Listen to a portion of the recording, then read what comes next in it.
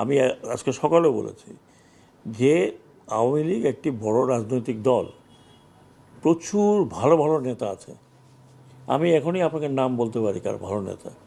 এই দলটা একসময় বাঙালিদের সেকুলার পন্থী দল ছিল, মিডল ক্লাসের। মুসলিম যখন ছিল সেটা ছিল আপার ক্লাসের।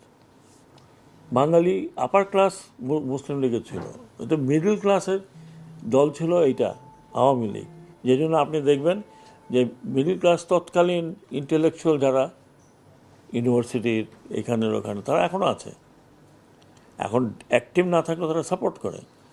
একটা দলকে আপনি এত বড় মানুষের দল যিনি এদেশ স্বাধীন করেছেন, এতে তো কোনো সন্দেহ নেই, কারো সন্দেহ থাকার কথা না।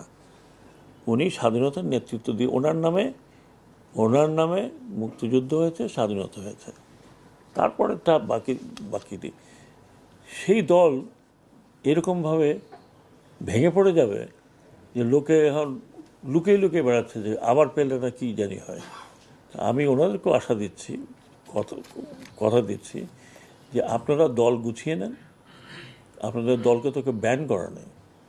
আর এই ব্যান করাটা একটা দলের ব্যান করা, আনলেস সে যদি ওই ধরনের জঙ্গি না হয়।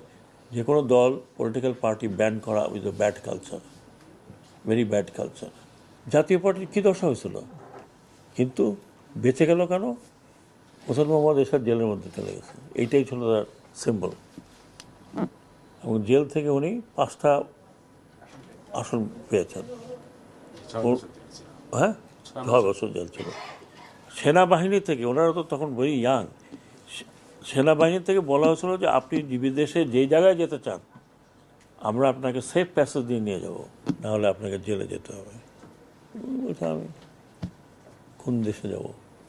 আমি এই জন্য দেশে আমি কম্পেয়ার করার চেষ্টা করছি না, আমার চোখের সামনে যে ঘটনাটা দেখলাম ওইটাই বলছি আপনাকে। তো ওনারা আমাকে বলেছেন যে যারা শাহবাগে এই ধরনের বসে আন্দোলন করছেন ওনাদের বুঝাবেন যে it doesn't make any sense.